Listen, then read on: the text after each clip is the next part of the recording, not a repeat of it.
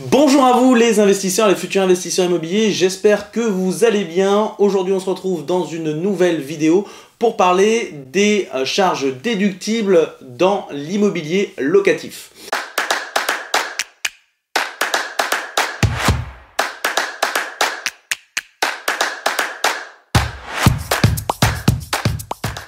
Alors j'espère que vous allez bien. Pour ceux qui ne me connaissent pas encore, je m'appelle Charles Lenoble, je suis passionné pour pas dire enragé de l'immobilier et tous les lundis, donc je fais une nouvelle vidéo par rapport à la thématique de l'investissement immobilier. Et si l'investissement immobilier vous intéresse, n'hésitez pas à cliquer sur le petit bouton s'abonner pour me rejoindre chaque lundi et puis avoir une nouvelle vidéo.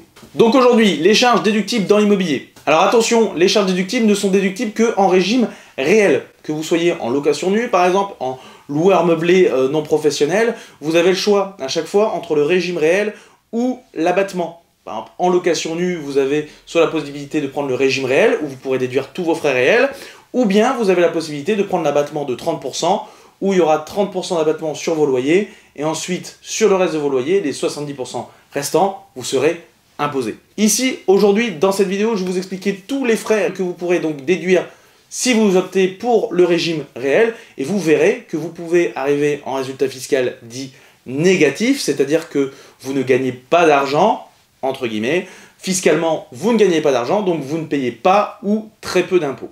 Deuxième point, avant de continuer, aujourd'hui c'est une vidéo vraiment très synthétique, il y a énormément de régimes fiscaux, location nue, location meublée professionnelle, location meublée non professionnelle, SCIR, SCIS, SARL de famille, SAS, SASU, EURL, EI, enfin voilà, c'est parce que j'ai que 10 doigts, sinon j'aurais pu continuer. Mais il y a énormément de régimes fiscaux dans l'immobilier, je vais parler aujourd'hui de manière générale. Il y a certains régimes qui prennent ou non ces charges. Si vous avez des questions, surtout n'hésitez pas à m'écrire en commentaire, je vous répondrai le plus rapidement possible. Allez, on commence sur les choses qui sont déductibles par rapport à votre financement. Alors, qu'est-ce qui est déductible sur vos financements?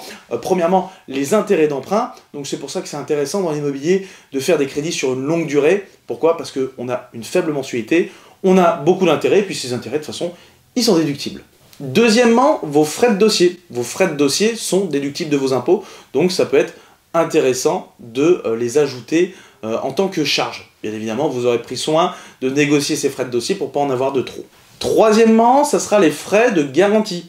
Les frais de garantie peuvent être déduits. Par exemple, vous prenez une garantie de prêt telle que Crédit Logement, elle vous demande de 3 000, 4 000 euros, c'est des choses qui sont déductibles. Attention, petit aparté par rapport à ça, le Crédit Logement, lorsque vous remboursez un crédit, Crédit Logement vous rend une partie des frais que vous avez apportés, à hauteur d'environ 70%.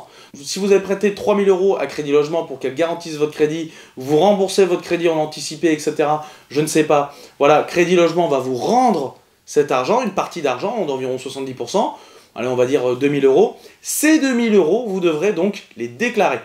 Parce que là, c'est plus une charge, là, cette charge est revenue vers vous, donc là, c'est comme si vous obteniez des loyers. Ça, c'est une chose qui est à prendre en compte. Quatrièmement, une chose qui va être importante, ça va être la cotisation d'assurance emprunteur. Votre assurance crédit, vous pourrez la déduire au niveau de vos loyers. J'ai envie de dire cinquièmement, mais vous vous doutez bien, le prêt travaux, vous pourrez aussi le déduire, ainsi que ses intérêts. Si vous avez travaux, donc tout ce qui est travaux d'entretien, des réparations, etc., que vous faites dans votre logement, tous ces travaux vont pouvoir être déduits. Alors attention, je mets encore un petit guillemet, comme je vous ai dit, en fonction des régimes fiscaux, il y a des choses qui sont déductibles, d'autres non. Par exemple, dans le régime de la location nue, en frais réels, vous ne pourrez pas déduire tout ce qui est agrandissement et création de surface. Bon, maintenant c'est fini sur le financement, maintenant je vais aborder un autre point, ça va être tout ce qui va être amélioration du logement. Donc un petit peu votre crédit travaux, si vous voulez. Vous changez des fenêtres. Vous changez des volets, vous mettez une cuisine équipée, vous mettez une meilleure isolation au niveau de votre logement pour ne plus être une passoire énergétique, etc., etc., etc. Tout ce qui va être amélioration de votre logement, tout ce qui va être travaux sont des charges qui sont déductibles de vos loyers. Et c'est comme ça que vous pourrez arriver à ne pas ou payer très peu d'impôts. Dans les points qui sont importants aussi que vous pourrez déduire, ça va être aussi certains impôts et certaines taxes que vous avez en tant que propriétaire bailleur. Et ça, c'est très intéressant. Alors c'est marrant, vous payez des impôts et puis vous pouvez les déduire pour éviter de payer d'autres impôts. Bon. Mais quelles sont nos charges en tant que bailleur qui sont déductibles? On va retrouver La taxe foncière, hein, chaque propriétaire paye une taxe foncière, vous pourrez la déduire de vos revenus locatifs. Vous pourrez enlever la taxe d'équipement, vous pourrez enlever la CFE, la cotisation foncière des entreprises. C'est quelque chose que l'on paye sur une SCI à l'IS sous certaines conditions, ou bien en LMNP, en loueur meublé non professionnel. Vous pouvez aussi déduire la CRL, donc qui est la contribution sur les revenus locatifs, ce qu'on retrouve régulièrement en SCI à l'impôt sur les sociétés. Bien évidemment, il y a d'autres taxes. Vous pouvez par exemple avoir la taxe lors de vos créations de sociétés, la parution dans le journal légal, etc., etc.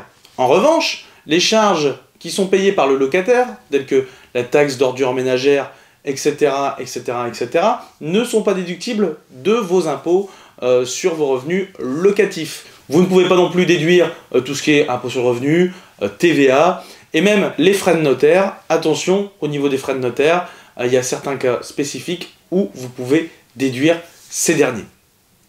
Nouveau point, ça va être les charges de copropriété. Vous pouvez, en tant que bailleur, bien évidemment et heureusement, déduire vos charges de copropriété. Ces charges de copropriété, que comprennent-elles? Ça va être le nettoyage des communs, les ascenseurs, le ravalement de façade, la réfection de parking, ça va être votre eau froide, ça peut être le chauffage collectif, etc., etc., etc. Vos charges de copropriété comprennent énormément de charges, tout ceci peut être déductible de vos impôts sur vos revenus locatifs. Encore un point qui est important, ça va être toutes vos assurances. Toutes vos assurances, elles sont déductibles. Et ça, croyez-moi, en tant que bailleur, vous allez en avoir beaucoup. Vous allez avoir votre assurance habitation, aussi appelée la PNO, propriétaire non occupant. Vous allez avoir votre assurance GLI, garantie loyer impayé. Vous allez avoir votre assurance vacances locatives, qui peut être aussi déduit. Vous allez avoir tout ce qui va être votre assurance de crédit et autres assurances que vous pouvez prendre sur votre logement, qui va vous servir en tant que bailleur. Tout cela sera déductible de vos impôts. Venons maintenant aux charges de gestion, les gestions locatives. Vous mettez votre bien en agence ou bien vous le faites déléguer à des professionnels de l'immobilier, vous pouvez déduire ces charges de gestion. Les frais de garde, de conciergerie, les frais d'une agence immobilière, les frais de gérance. Vous pouvez même déduire les frais de litige avec un locataire. Vous avez un litige avec un locataire, vous partez en justice avec lui, je ne l'espère pas pour vous, mais vous pouvez déduire tout ce qui est honoraire d'avocat, etc., etc. C'est des choses dont on ne pense pas, mais qui sont déductibles. Voilà, pour l'instant, on n'apprend pas grand-chose. Toutes ces charges, c'est des charges qui sont quand même assez connues par les bailleurs. Maintenant, j'aimerais vous dire une petite chose, c'est que vous pouvez aller encore plus loin dans vos charges qui sont déductibles. Parce qu'au final, je vais vous dire une chose, vous pouvez déduire toutes les charges qui sont liées à votre activité de bailleur. C'est-à-dire que vous pouvez déduire par exemple un appareil photo qui va vous servir à prendre vos photos pour vos logements, pour mettre des annonces, votre téléphone portable pour envoyer des mails, des SMS, publier des publications sur Le Bon Coin, Se Loger, PAP. Ça peut être un ordinateur pour la rédaction de bail, ça peut être une imprimante, de l'encre, du papier. Voilà, tout ce qui va vous servir en tant que bailleur, vous pourrez le déduire. Alors attention, et là je mets un gros attention, attention, attention, c'est à l'appréciation du fisc. C'est-à-dire, si vous achetez un appareil photo qui fait 15 000 € et que vous dites que c'est pour prendre des photos de votre petit studio qui se trouve en Meurthe-et-Moselle qui coûte 15 000 €, ça passera pas. C'est toujours à l'appréciation du fisc. On me pose souvent la question, par exemple, est-ce que je peux déduire ma voiture que j'ai achetée récemment? Non. Après, ça dépend de votre patrimoine. Si vous achetez une voiture à 20 000 € mais que vous avez 1 ou 2 logements, ça ne passera pas, même 3, 4.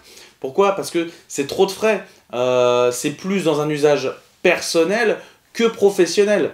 Par contre, si vous avez 500 logements, là, c'est quand même plus facile de faire passer un véhicule en tant que société ou bien en tant que charge professionnelle, parce que c'est ce qui va vous servir pour votre activité professionnelle, pour vous déplacer. Mais dans le cas où vous avez seulement quelques logements, c'est pas la peine, oubliez tout de suite.